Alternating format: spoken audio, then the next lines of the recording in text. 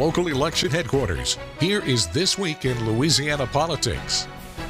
Good Sunday morning to you. I'm Fred Childers. Thanks for joining us for This Week in Louisiana Politics on your local election headquarters. Let's get started. Governor Jeff Landry has approved a request to extradite a New York doctor accused of illegally prescribing abortion pills to a minor in Louisiana, a case that has intensified legal battles over abortion access across state lines.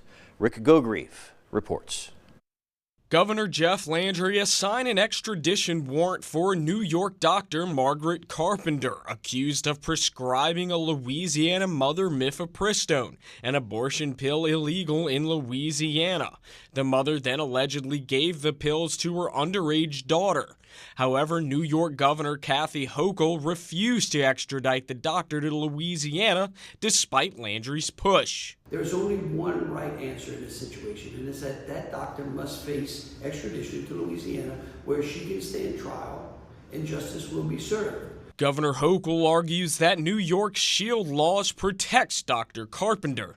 These specific laws prevent prosecution when states' laws differ. She can administer drugs according to New York law to anyone in any state, even a state where abortion is banned, because New York protects her. Cardone says due to this, it seems as if both states are currently locked in a stalemate. I don't see any circumstances under which that doctor can be mandated to come here at the present time. But while Dr. Carpenter may be safe in New York, Cardone says she may want to be careful about her travel plans in the near future. If she travels to a state where they don't subscribe to the SHIELD protection laws, then she might be arrested there in another state and turned over.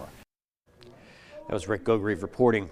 The governor announced the sentences of death row inmates in our state will be carried out after a 15-year pause. Landry says the Department of Public Safety and Corrections has finalized and implemented an updated protocol allowing for this to happen. He says the inmates will be put to death using a gas mask pumping nitrogen into their lungs. This move passed with bipartisan approval in our state legislature, and you'll hear more from the author of the bill that put this in motion later on in the show, so stay tuned for that. Governor Landry also weighed in on the state Senate race out of Lafayette.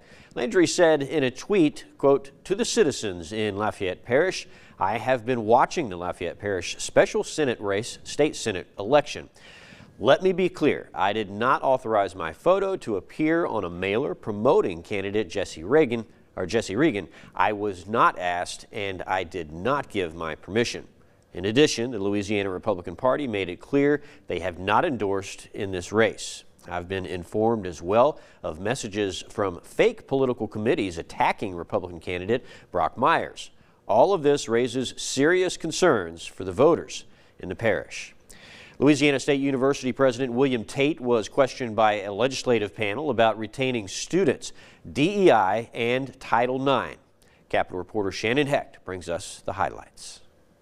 Legislators have been closely monitoring student recruitment and retainment at LSU since Tate took office over 3 years ago. He reported there being a record 66,000 students enrolled across all the campuses, with LSU Baton Rouge having a record-sized freshman class of 7,900 students. Tate said they hope to expand nursing and construction programs, among other initiatives, to retain students on the Baton Rouge campus. Some of our very top students who want to come to LSU want to be nurses. And they come for 2 years, and then they realize we don't have nursing in Baton Rouge. Lawmakers wanted to talk about diversity, equity, and inclusion. Legislators passed a resolution asking the university to report how much money had been spent on DEI initiatives. State Representative Josh Carlson claims that the report given to the legislature was missing information compared to the report given to the Board of Supervisors. How does this body know that the university, a public institution, is in alignment with the values and priorities of the state? Carlson pointed to language on the LSU Health Center New Orleans that talked about addressing health inequity that he felt should have been in the report about DEI. And we could quibble about the language. I wish they called it something else that we could all agree on. But there are certain things that happen to certain populations in health, and health individuals have to be attentive to them. Our disparities on cancer, for example, are largely, if we looked at the research, are largely driven by certain racial and or gender characteristics. And if we ignore it, we won't solve our cancer problem in Louisiana. A number of other topics were raised but not discussed in the committee, with hopes they'll return to the table again soon to go over DEI, NIL, and security around research at the university. At the Capitol for your local election headquarters, I'm Shannon Hecht. An LSU law professor who's seen more of the courtroom than the classroom lately is barred yet again from teaching. The First Circuit Court of Appeals put a previous order on hold allowing Ken Levy to return to teaching. The court stating it needs more time to review that ruling. LSU removed him from teaching last month after he made unflattering comments about Governor Jeff Landry and President Donald Trump. Levy's attorney is disappointed by this. I'm sad, as a 1991 graduate of the LSU Law Center, that LSU would take the position that academic freedom doesn't exist, and it certainly doesn't exist if you happen to offend the governor of the state of Louisiana. Now, Governor Landry says Levy should stay far away from any classroom. LSU says he is on paid administrative leave right now.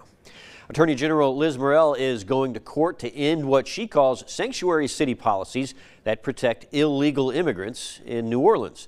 She says a state law requires local law enforcement to work with ICE agents. But the sheriff, Susan Hudson, says she is going to follow a federal consent decree that says deputies can only work with ICE in cases involving murder, rape, kidnapping, treason, or armed robbery. A group of homeless people swept off the streets of New Orleans ahead of the Super Bowl are still staying in the governor's homeless center. They have until after Mardi Gras to find permanent housing. Ashley Hamilton reports. The Super Bowl has come and gone, and Mardi Gras is almost here. However, many of the homeless now staying at a temporary shelter set up by the state near the Pontchartrain Park neighborhood are still hopeful for housing vouchers. They're not going to put anybody back on the streets. They're going to make sure everyone has housing. It's not going to be need for another shelter. Mike Steele with the Governor's Office of Homeland Security and Emergency Preparedness says after a couple bumps in the road, they've made strides to see what they can do to help everyone get on their feet. Some may be a better fit for like Louisiana Housing Corporation vouchers. Some on that, travel to an outside state. All of that would have to be verified with the social workers that they actually had a point to go to. Ronnie Hill says after traveling to different states, New Orleans is the only place that helps the homeless find housing. You just have homeless people out on the street. They don't have these type of programs, so this is a blessing right here. People are working hard. They're doing everything they're supposed to do, and they're helping the homeless. John Land agrees, saying those at the shelter have been accommodating, yet feels uneasy about whether everyone will be able to receive housing. As far as I can tell, they're working hard to get us housing. They're just filing the papers and filling out the paperwork, and they're sending them to the State Department, and they're waiting on the vouchers.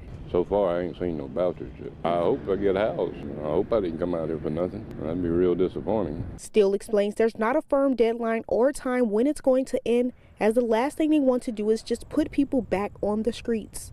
A lot of that's going to depend on the social workers working with this group. Let's say we have a big group of 50 left, need 2 weeks past what we're under contract to operate at, then they're not going to shut it down.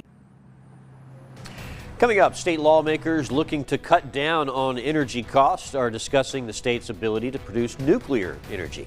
That and more next. Stay with us.